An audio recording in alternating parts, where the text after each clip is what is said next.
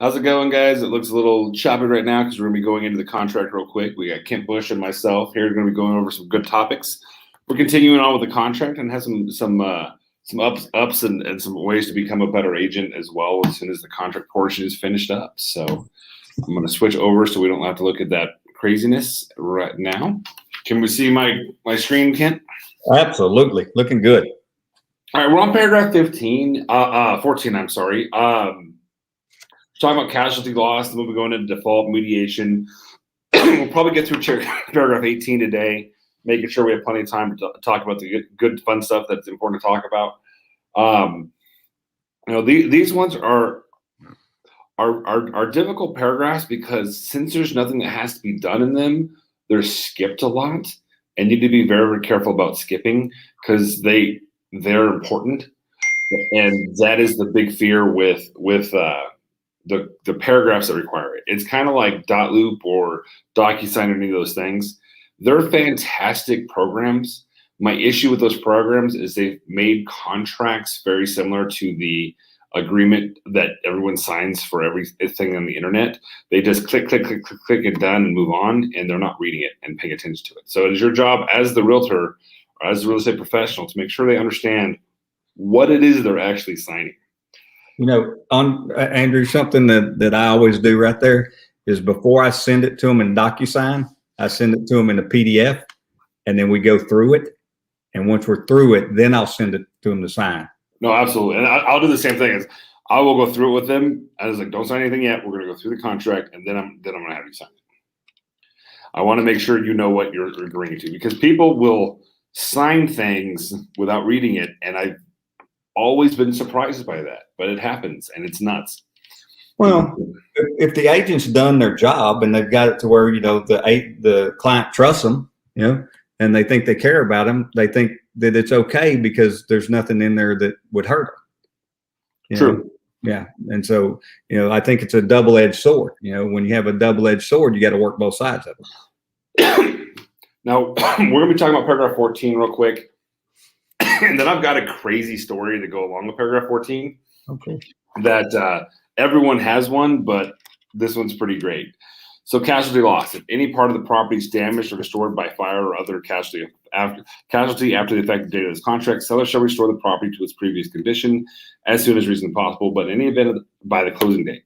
If seller fails to do so, due to factors beyond the seller's control, buyer may terminate this contract and the earnest money will be refunded to the buyer, extend the time for performance up to 15 days, and the closing date will be extended as necessary, or accept the property in its damaged condition with an assignment of insurance proceeds if permitted by seller's insurance carrier, and receive credit from seller at closing in the amount of the deductible under the insurance policy. Seller's obligation on these paragraphs are independent of any other obligation seller under this contract. So what this is saying is we need to make sure you have insurance at all times while we're in a contract period. And if something does happen to that property, we have to get it fixed and taken back up prior to closing, or the buyer has options. One, they can terminate the contract and get their earnest money back. Two, we can extend the contract as needed. Or three, we can say, hey, we'll take it, we'll do the repairs, give us the earnest money and any deductibles that are there. So those are our options. We like to think it'll never happen to us, that it can happen. I've had two deals that really just spring to mind in these situations. One was years ago. We had a deal, a little house. It was near our office, wasn't real close, but it was near it. The house did not appraise, and it did not appraise by a lot. And then the next morning, we're sitting there, and we see smoke, and we start joking with the agent, like, hey man, I'll put this listing on fire. Well, sure enough, it was his listing on fire. So we drive out there like, oh crap, that is his listing.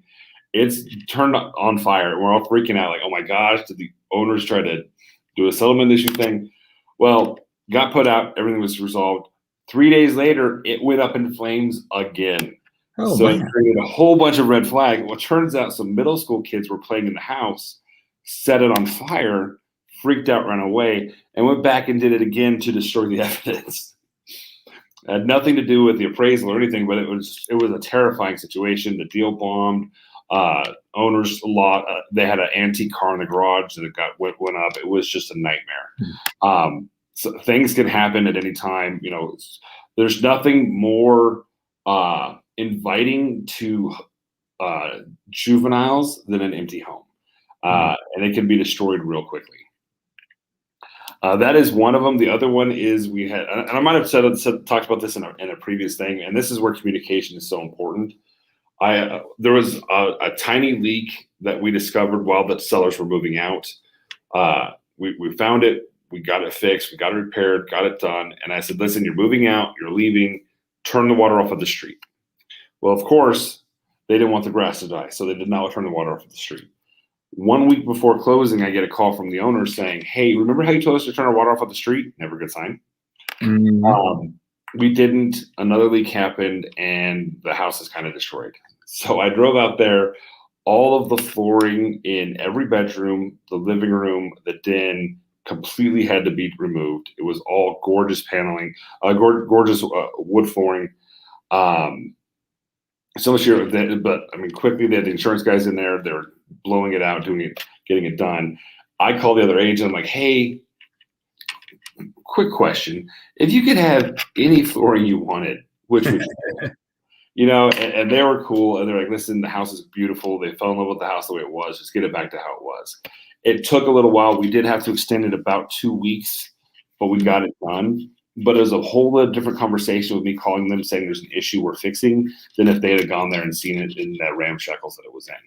And it's just one of those things is, guys, stuff can happen very quickly. And especially if water is involved, water can do a lot of damage quickly. Yeah. It's terrifying. I've seen multiple houses, especially wintertime, where there's a pipes freeze and then unfreeze and they break. And I've seen some serious damage to property. So just make sure you're careful with that with your clients and let them know what's going on. Be aware, stop by houses, but make sure more than anything that their insurance is up and running.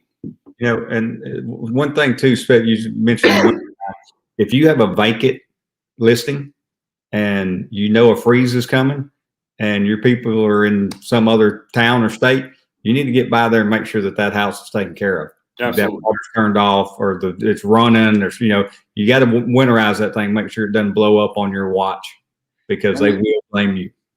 And the sad truth is that sometimes what I've seen happen is the agent or the owners turned it off, and then a neighbor, or we had a thing where the neighbor's contractor was doing work and turned it on so he could use the hose and never turned it off. Or if the inspector has come. Yes. Because he has to turn it on, but sometimes he forgets to turn it off. Yeah. So just definitely winter. You know, you can ask any of my agents. I become a broken record in every meeting that we have, saying make sure you go by your houses, make sure the water's off at the streets, make sure you're checking, because it takes one of those and it'll ruin your life. And I've had more than one, unfortunately. Yeah, absolutely. Paragraph 15, default. If buyer fails to comply with this contract, buyer will be in default, and seller may enforce special performance, seek such other relief as may be provided by law, or both, or terminate this contract and receive earnest money as liquidated damages, thereby releasing both parties from this contract. If seller fails to comply with this contract, seller may be in default and buyer may enforce specific performance, seek such other relief as may be provided by law, or both, or terminate this contract and receive earnest money, thereby releasing both parties from this contract. Now, there's a lot of things in here we need to understand. Again, I am not an attorney. You are not an attorney. We cannot give legal advice. But in the contract that is written by the Texas Real Estate Commission, earnest money is treated in this situation as liquidated damages. If either party accepts earnest money, then they have accepted liquidated damages and cannot sue anymore. If they've taken the earnest money, it's over, it's done. They've accepted it as is, and it's finished. Now, me saying you can't sue and a lawyer saying we can't sue are two different things. So always, you know, take this as a grain of salt of what it is and what is written on the form. But that is the point of the earnest money, and we're treating it as liquidated damages in that way. A lot of times we have fights over earnest money, and that's the biggest, cleanest way to make it solve an issue. One of my New Mexico agents is actually dealing with a seller actually went through and sued the buyer for specific performance. And it's the first time I've ever actually seen that happen. And it'll be interesting to see how it plays out. But, you know, don't assume you have the right to just cancel whenever you want and however you want. This is a legally binding contract, and there are consequences for what you do and cannot do. So it's one of those things that can happen. You've got to be very careful about. But earnest money, definitely one of our biggest fights in anything we do. I've talked about it many times. But the nice thing about the earnest money is it can be treated as liquid. It will be treated as liquidated damages if either party takes it. Ken, I know this is one of your favorite contracts. What do you paragraphs? Yeah. So what number one is that whenever you have a contract signed and gets executed, that contract needs to go to both principals that are involved in the contract. Right? They need to have a copy of it. And for some reason, I don't know why real estate agents don't think that their clients need a copy of the contract they sign, but they never send it to them. And that makes no sense to me, right? Because if something happens right here, they need to have that in their hand with a date on it at the time that the contract was executed, and so they can give it to their attorney, right? That's the number one thing. The number two thing is that title companies are really weird about releasing earnest money. Yeah. So really my favorite part of default is when we get down into 18 paragraph C, because that's where you can shine as a real estate agent and as having an understanding of the way the contract works. But just remember, they need a copy of it, right? And at some point in time during the process, this is a paragraph that you should stop and take a few minutes just to make sure they understand, because, people get crazy when they start dealing in the kind of money we're talking about here. We're talking, when we're talking about $100 to $1 million, $100,000 to $1 million, people get a little goofy. And so we need to make sure they understand the process. And so paragraph 15 is one that I would do just like Andrew did with you guys. I'd sit here and I'd read it word for word and verbatim to them and say, now, do you understand? Once somebody releases the earnest money, this thing's over, right? And so just take the time to make sure people understand this, as specifically this paragraph in the contract.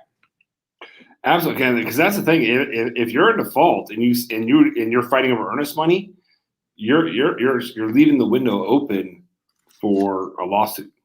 Mm-hmm. Whereas if you're in default and you say, "Hey, take the earnest money, call it a day," and then they see you as like, "Hey, you've already been given liquidated damages. I don't know what you want me to do about it," and then you can hand this contract to your lawyer and say, "Hey, they tell earnest money as liquidated damages. I don't see what the problem is," and let your attorney take it from there. Right. But if you're in default and you're fighting over it, you're keeping that door open for a lawsuit. Yep, absolutely. Going into the lawsuit is paragraph 16. It is the policy of the state of Texas to encourage resolution of disputes through alternative dispute resolution procedures such as mediation. Any dispute between seller and buyer related to this contract which is not resolved through informal discussion will be submitted to a mutually acceptable mediation service or provider. Parties to the mediation shall bear the mediation costs equally. This paragraph does not preclude a party from seeking equitable relief from a court of competent jurisdiction. So they're definitely saying they want you to go to mediation first. I don't see this happening a lot. Do you see a lot of people playing with mediation, or do they going straight to lawsuit if it does happen? They're going straight to lawsuit. Mediation, you got two kinds of, there's not really mediation, but you've got mediation, arbitration, and then lawsuit. Mediation, there's no power given to the mediator. They're just trying to be a calming voice to get all parties to come to an agreement. If you give it to an arbitrator, the arbitrator can make the decision. So you understand that and be careful about that as well. And the mediation should be done by a group of realtors that are that have agreed to sit on mediation boards. And I don't know that I don't know that people understand how to even get it there. That's a process that's difficult for them to do. It is, it is. Mediation can be expensive. I mean, it can cost upwards of a couple $1,000s depending on where you go to try to get it done. In a previous profession I had, I did many mediations, and we're talking $500 to $800 an hour. Yeah.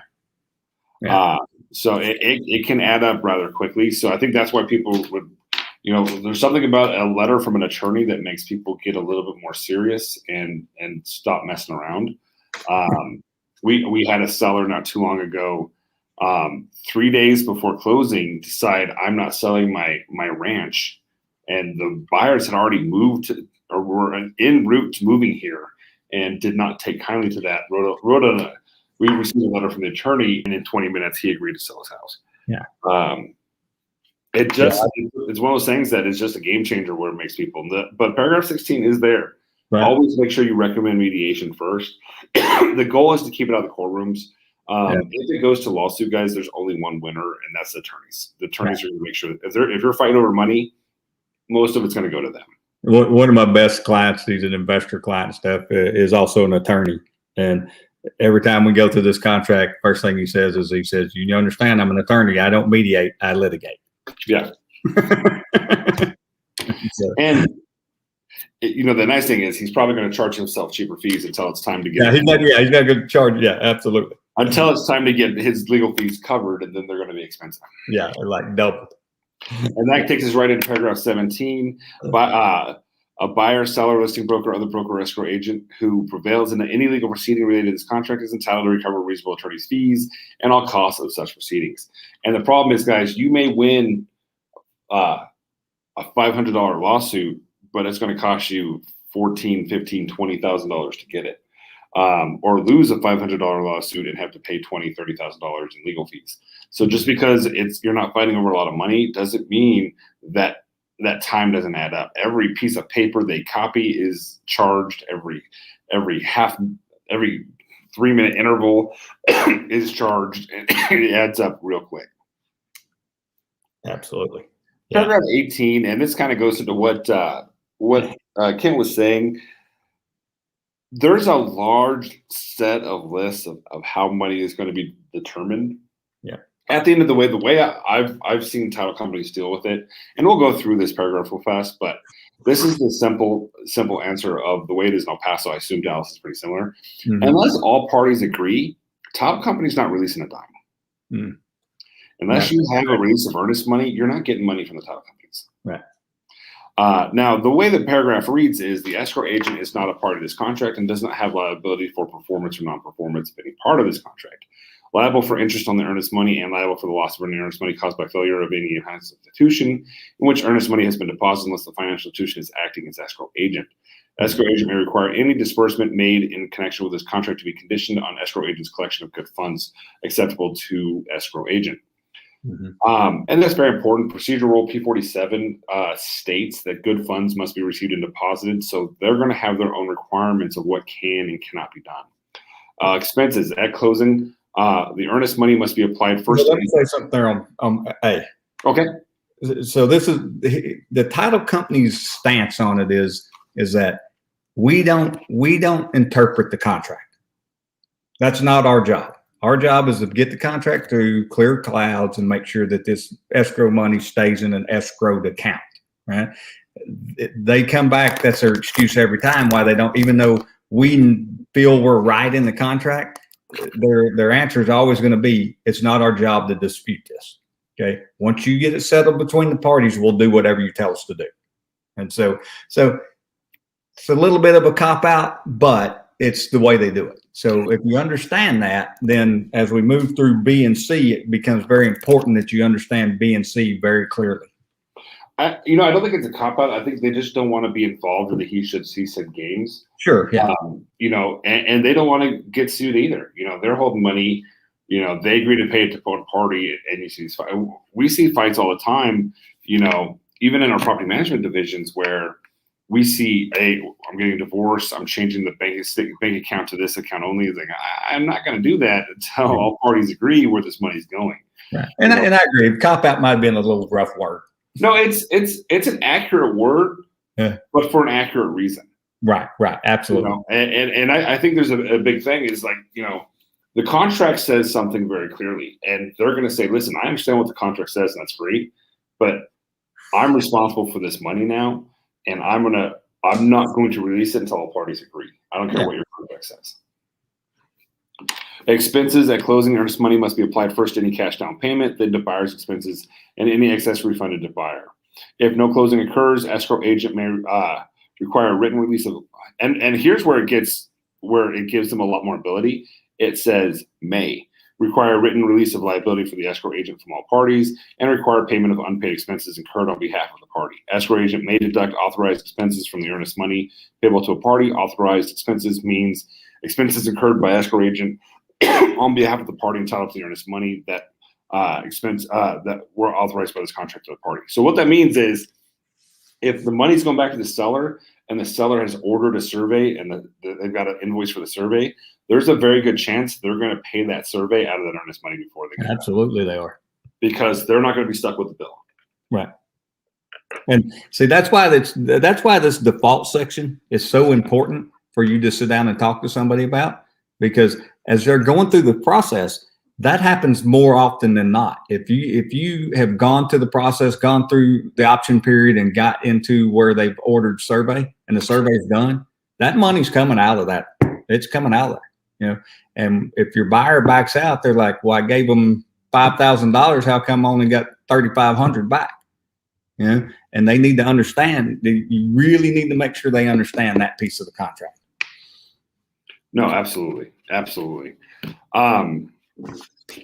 Demand. Upon termination of this contract, either party of the escrow agent may send a release of earnest money to each party, and the party shall execute counterparts of the release and deliver same to the escrow agent. If either party fails to execute the release, either party may make a written demand to the escrow agent for the earnest money. If only one party makes a written demand for the earnest money, escrow agent shall promptly provide a copy of the demand to the other party. If escrow agent does not receive written objection to the demand from the other party within 15 days, escrow agent may disperse the earnest money to the party making demand, reduced by the amount of unpaid expenses incurred on behalf. There, Andrew. Yep. So that sentence has put more escrow money back into my client's account than anything else I've ever done, because you understand that piece of the contract. Right? No, it's huge. But again, yeah. I'm gonna pepper this with a little bit of caution. Because again, it says may. May. Yeah, I always does say may. It's always up to the title company of if they will or will not do this. But if this will protect the title company and give you a better opportunity to make sure your client gets their money, because other sides are unfortunately lazy. This is where it's very important to make sure, and I'm going to skip ahead a little bit to make sure paragraph 21 is filled out to some regard. And we'll get into that a lot more when we get to paragraph 21, but there has to be something here. Where our notice is going, I strongly do not recommend putting your own information there, because that ever. I see that done quite often. But we will get into that in paragraph 21. But this is where they're going to send this notice. And if there's nothing here, there's no place for them to send the notice truly. So this really hurts the demand option for you as well. But the other piece of the demand option, that what it does for you, whether you win it or you lose it, when things start going south, right, your client wants to know that you know what to do to help them. And so this is a great piece for you to show your knowledge as a real estate agent, where you can sit down and say, okay, here's the rules. We looked at this, we signed this contract, the rules are right here. If we follow these rules, at least we're going through the process properly. And exactly. So it makes you look like a very seasoned veteran when you're out there working, instead of just going, well, we'll see what happens, I mean, that doesn't build confidence in anybody's life when you say, well, I don't know, we'll see what happens, right? But if you sit down and say, okay, I need you to write this letter, here's what you need to say in it, and you need to send it to the escrow officer. And that makes you look like a seasoned pro. Absolutely. But again, I'm sprinkling a little bit of pessimism in here with may be done. It is not a requirement that the earnest money has to release this. Now, the title company. The title company usually is going to want to make sure that if you're a good client, that they keep you happy. As long as they can do that by following the rules and laws, they're going to do that for the most part. But you don't walk in there with a big attitude saying you have to do this. This is what the contract says. No. It's you don't go very far with attitude. Just going to throw that out there. And especially don't go if you don't understand, if you don't know what this says. You've got to understand it, because that guy on the other side at that title company, there's somewhere along that line that's going to sit in their attorney's lap, and it'll come back to bite you if you don't and you're not an attorney. You're just reading the contract to them verbatim, right? And you're not explaining the contract, because that's interpreting law. No, you're just reading what it says. Yeah. If party receiving the earnest money and escrow agent may pay the same to the creditor. If party receiving the earnest money and escrow agent may pay the same. If escrow agent complies with the provisions of this paragraph, each party hereby releases escrow agent from all adverse claims related to the dispersal of the earnest money. So this is the kind of get out of jail free card for the title company to be like, hey, they sent me a letter. I sent you notice. You never responded. I release the money. Right. Damages. Any party who wrongfully fails or refuses to sign a release acceptable to the escrow agent within 7 days of the receipt of this escrow request may be liable to the other party for damages, earnest money, reasonable attorney's fees, and all costs of suit. So be very careful in there about if you are responsible, if you are in the wrong and you do not refuse to sign this and create an issue, you could be putting yourself in an even worse situation. So don't add insult to injury in the deal. Yep. In that regard. And our job, unfortunately, sometimes to our client, listen, I get it, I understand, but the earnest money is for this reason, and you failed to do your side. Notices. Escrow agent notice will be effective when sent to in compliance with paragraph 21. That's what I just talked about before. We need to make sure paragraph 21 is done. Notice objection to demand will be deemed effective upon receipt by escrow agent. So there you go. Very simple, very understanding. We'll do paragraph 19 real quick, and we can do 20. Actually, we'll save those because that we'll finish it out next week. We'll finish the contract with 19 and 20, going into 21 and finishing it up because the rest of it's very simple. But there's still a lot of stuff to make sure we go over. So we're in there at paragraph 19 through 18, and pick it up next week with the final of what we're doing and how. I'll stop my screen so we don't have that look. And what are we talking about today? All right. So today we're going to talk a little bit about time management and how we keep ourselves sane in this crazy world of real estate that we're going on. So, and I'm not going to give an opinion. I don't care. But it just brought it to my mind when I was watching this gymnast this week that, made the decision not to finish because she burned out. Right. And when you look at real estate agents, you see that happen all the time. So I'll start this with a little story. So I was listening to Selling Real Estate every day, just like you guys are doing out there, right? And it came to a point where I had gone 12 to 15 hours a day for 84 days straight. Saturday, Sunday didn't make any difference. And the sad thing was I wasn't being the nearest productive, but I was doing it every day. And at that time, my manager came in. She was my broker at the time. And she said, I need you to sit down for a minute. And I said, well, Jamie, what's going on? She said, you can't do this. You've got to take some time off. And I said, well, I'm okay. And I work. That's what I do. She said, give me your phone. I said, why? She took my phone away on a Friday afternoon, put it in the trunk of her car, and said, you can have it back Monday. Cool. Yeah. Yeah. But it was the best thing that she ever did for me. Right. Because at that point in time, I figured out that, I was working so much and so hard and so fast that I'd lost my ability to be productive. Right. And my kids were mad at me. My wife was mad at me. Everybody was mad at me, because all I was doing was, I'd take a phone call at a birthday party or dinner. And, it's just like, why do you do that? Right. And so I come to the realization that I had to figure out how to manage myself first and then manage my business. Right. And so what I did was just, I went to a couple seminars. I'm sure this was a Brian Buffini thing at some point in time, because that's the guy I listen to the most. Right. But we're talking about, how do you schedule your life as a real estate agent? All right. So I'll start out in the beginning and we'll go through it. This is about a 20-minute process to understand this whole thing. So hopefully you guys will listen to me. All right. So every November, I get just a little calendar that comes in just the 12 months. It's just got a little block says what day it is. Nothing big, nothing fancy, really cheap calendar. Right. My wife and I will go off somewhere to, a resort, a hotel, out in the woods, whatever. Right. And sit down and go, okay, let's plan out next year. Okay. So when you do that, you got to start out with what is your priorities, right? What's the number one thing that we have to do as a family to make sure that we're doing the right things? So the first thing we always do is we always schedule our vacation time. Right. So we're going to take a couple weeks vacation. We're going to take a couple 3-day weekends. We're going to do that. Right. So I always plan that first. So I go in, and once it's on the calendar, that's etched in stone. Okay. Unless it's a family emergency, we're doing it. Right. There is no real estate deal that's going to keep me from going on that vacation or doing that 3-day weekend with my wife. Not going to happen. Right. So we put that in place. Right. Once we get that scheduled, the second thing I do is I schedule my education. Right.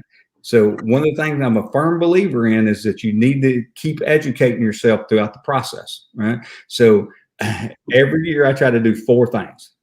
I go to my broker or my franchises convention. Right. I do that every year. Right. I go to a leadership of some sort that's usually put on by the franchise or somebody that I've met through the franchise. I go to San Diego for Mastermind with Brian Buffini. I've been doing that for 10 years now, and I'll continue to do that till they won't let me come anymore. All right. And then the 4th thing I do, I usually do something with the local association for, they'll have big trainings or something here in Dallas. So I do, that's the next thing that goes on the schedule. So I've got my vacation, my 3-day weekends, and my training all on the schedule. Right. So once I know that, then I can go around and start scheduling my daily basis. Right. So then I go look at, each month and go, what is going on here in my local area where I listen to sell real estate that I can't miss. Right. And, that'll change a little bit over time, but you get most of it etched in there. So once you've got all that in there, now you got a basis for where can I go out there and make my living. Right. So now I go into my daily basis. So how do I set up a day? A day is very important, and it's very important that you keep that day structured. Right? So I sit down every Monday morning, and I've got it scheduled. It's on my schedule. One of these days I'll share my screen and show you my schedule. But I schedule every Monday morning. I schedule about 45 minutes just for me to sit down and look at my week and make sure that everything I got going on that I need to do is done. Right. So once I go through that and I do that, I start that about 8:30 every morning. Okay. Once I get through that 8:30 to about usually 9:15, then I leave some white space. Okay. White space is incredibly important on your daily routine because normally, especially with the position I've been in for the last few years, there was always something I needed to deal with, And I like to deal with stuff as early as I can to get it over with so we can fix it before the end of the day and everybody's happy.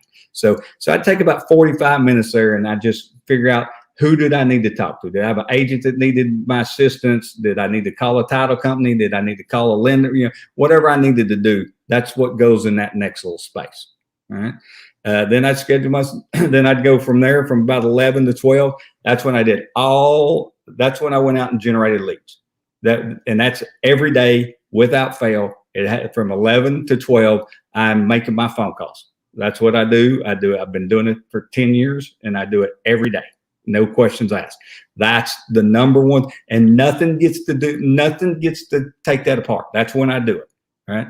Nobody gets to have a meeting that time. Nobody gets to knock on my door and walk in at that time. During that time, that's my power hour. That's what I like to call it. And that's where I'm generating leads, period. Right? And so that there's no way of getting around that. Right.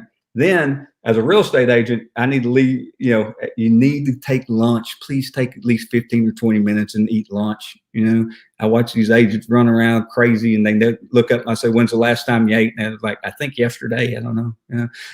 That's not good. Right? Schedule, and you need just a little bit of downtime where you don't have to think about everything that's going on. So schedule yourself some lunch in there, guys. All right. Then when you get back from lunch, that's when you start scheduling. And the way I like to do it as a real estate agent is I'm going to put in there, I'm doing a listing, I'm doing a showing. I schedule when I want to have those things done because based on my lead generation, I'm going to get that. But if I don't schedule when I'm going to meet with buyers or sellers, then they get to run the show.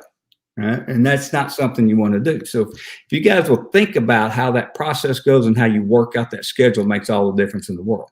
Now, here's the other thing I learned, and I think you guys will learn this a lot about me over time, is I like dialogue. I like to be in control of the conversation when I walk into the conversation. Okay, it just makes all the difference in the world. And I think it's expected by the majority of people that work with you. They expect you to be the expert, and they expect you to control the situation. Right?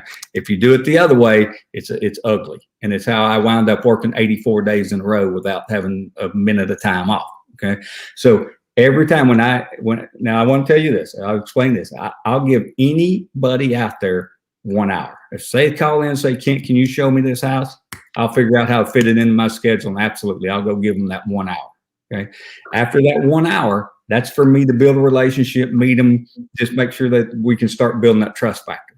After that, they're going to have an appointment with me. That's scheduled into my day. I have time scheduled just to do needs determination appointments. Right. So, and that's buyers, sellers, either one. In the old days before the COVID, of course, I love to bring them to the office because I have my technology there and I have everything I needed to do there. So I try to get them from that 1 hour appointment back into the office. Now, when I get them in the office, before we sit down, sign a piece of paper, talk about what their needs are or what they're looking for in a house, I have a simple conversation with them. And here's the dialogue. I say, Andrew, I'm really glad to be sitting here with you and hope that I can help you out. I need you to understand how I work. Okay. I work Monday through Friday, 9 to 6. I work from 10 to 2 on Saturday, and I don't work on Sunday. Is that going to be a problem for you? Okay. It's a simple dialogue, right? You think, I rattle that off. You think I've said that a million times before? Yeah, absolutely. Right. So that's my dialogue. What I'll tell you, in 15 years, nobody's ever said that was a problem. And guess what they don't do there? I know you don't watch the Cowboys, but because you're like a silly fan. But I watch it when they play the Lions. But. Oh yeah, right. Yeah. So, but what it does, it keeps them from calling me on Sunday during the Cowboy game. and now if there's an emergency, they will. But they respect you just as much as they don't want to work on Sunday any worse than you do. Right. And so make sure that you're sitting down and having that conversation. You're the professional here, guys, and you got to do that. So as you're managing your time throughout the week, make sure that you put those spaces in for that. Right now, sometimes it won't work out and you won't get anybody in to do a needs determination. If it doesn't, generate another lead. You've already got that time set aside to do something to generate another lead, but schedule your days. So start with your vacation time. Okay. And a vacation can be just as simple as I'm just staying at the house and not answering the phone. Okay. I mean, you don't have to schedule a cruise or anything. You do whatever your income and your lifestyle takes for you, but you got to get it on the books. So that's first. Second, education. If you're not educating yourself, and you got to educate yourself outside of your brokerage, guys. I mean, you want to do with the training that comes on in the brokerage, because that's very, very important. And it's, those guys have a vested interest in you. So it's very important that you spend time and go to those trainings that are put on. And, most of your brokers are going to have that on a schedule. So you can put that in your daily calendar. That's time that doesn't set aside. Like with our team meeting that we have, we do our team meetings on Tuesday mornings, and there is no exception. You can't say, "Oh, Kent, I got a showing right then." No, you don't. What you do is you come to our team meeting because that's in our schedule. That's how we do this, right? And if I have somebody that skips that team meeting 2, 3, 4 times, and they're out of there, I don't need them, okay? Because that is an important piece of our business. Right. So they don't get the opportunity to say no to a team meeting. Now, broker can't do that. A team leader can. But you need to schedule those times in there. So I want you to, I do it on paper. Some of y'all are going to be really great electronically. I got my book, I keep my calendar with me at all times. Right. And I schedule everything in that calendar. Now, then I'll go put it in electronically, but I schedule it all on paper. Right. So get you a nice little planner. Most of your title companies will give you one. They like you to run around with their logo on the front of your planner, believe me. So if you don't, just go to Walmart, pick up but you want one that has day. So this one's a week, right? All right. And it's got the hours of the day in there. Right. So now I can go in and schedule things during the week and on the hours of the day. Once I get that done, I can sit down and I can open it up on Monday morning and look at it, and I know exactly what I'm going to do, when I'm going to do it, and where I have time to do other things. If you don't do it that way, guys, I'm telling you, you're going to burn out. Right? And if you don't get in the habit of making sure that you dictate how your day is going to go and when you're going to take your time off, you're going to be just like that poor little gymnast that said, I can't take it anymore. And, and I don't want to see that. This is too great an industry and it's too easy to do, but, I get agents all the time that would call me, and go, people that weren't in our office, and they'd call and they'd say, well, your guy won't call me back. And I'm like, what do you mean he won't call you back? I said, well, I tried to call him 3 times yesterday. I said, yesterday was Sunday. He doesn't work on Sunday. I'm sorry. It's Monday morning at 8:30. I better call you before 10. And that's okay. Just because the other agent thinks you should work every day of the week doesn't mean you should. This is your business. You run your business. You run it properly, and if your clients trust you, know that you're good at your job and know you care about them, they're going to be perfectly fine with all this. So I went through that pretty quick, but I think it's very, very critical that you learn how to do it. So what's your input on that, Andrew? Yeah, absolutely right. The age-old story of, the people, you got to schedule your U time first. And so many new agents, freak out with, but I can't say no to them. I was like, okay, well, if they wanted to see a house at 2 and you were actually showing a house at 2 to someone else, what would you say to them? You would say I'm busy. Right. Okay, well, you're busy. Right. Now, your U time can't be 7 a.m. to 8 p.m. No. You're up there to do your job. Yeah. But there, and that's the great thing. We talk about, I make the joke. In 2019, I got into real estate till I found something better, and I'm still here. Yeah. It's a great industry, and great things, and it's nice. It's great because my daughter did track last year as a freshman in high school, and they scheduled every track meet at like 10:30 on a Friday, and I was able to sneak away from the office and go watch my daughter track. Mm-hmm. Now that's awesome, but there's also many nights that I'm working till 8, 9, 10 o'clock at night on Saturdays doing different things. You get, the age-old thing about real estate that's awesome is you get to make your own hours. The problem is you have to actually make some hours. Exactly. Your hours can't be from 10:30 a.m. to 12:30 a.m. or 12:30 p.m. and call it a day. I mean, you got to put in some hours. Yeah. I make the joke that if the average realtor put in the same amount of energy at a job at McDonald's as they do in real estate, they'd be fired from McDonald's. You've got to actually work and try. No one's going to knock on your door and say, hey, I heard you're a realtor. Will you sell me a house? Yeah. But it is, and it's fantastic because you can, and you will, because right now it's light until 8:30, 9 o'clock at night. You can go show houses until 8:30, 9 o'clock at night. If you're working from 8 in the morning to 9 at night every night, you're going to burn out. You've got to have some of the time to do other things and do what you need to do. Well, and the main thing is your family will fall apart. Yeah, my wife will get my mother-in-law couldn't figure it out. I mean, I will say I answer phones all the time. I'm as a broker, I'm always getting calls from 2 different states and dealing with issues. And one day, my mother-in-law was at our house, and she's like, I heard her while I was on the phone going to my wife, and she's like, he's always on the phone. Doesn't that bother you? No, he's here. He's working. He's here, but he can help me and he can do things and he's taking out the trash and it is what it is. And it's fun. Nobody gets it. I think one of the funniest days is when Brian Birds, when he took over the cruises office and was running that when he was doing it at the time, called me one day and he's like, dude, I'm sorry. I thought you didn't do anything. This sucks. It's a different world. And it's nobody strokes the stroker. Nobody tells the guy in charge they're doing a good job and thanks them for what they do. It's expected. But it's what it is. And I'm the stroker of the agents the stroker of the clients, and it all works that way. The client, very few clients will appreciate and understand what we do. And I think a lot of the reason is we try to shield them from so much pain and worry that they don't see all the stuff we do. Nick and I have had this conversation many times where we had a deal that, it could have died 20 times and we saved it. We didn't pick up the phone and say, hey, just so you know, still almost bombed again. We didn't want to stress them out, but then when it's all said and done, they turn to us and like, you didn't do anything. Right.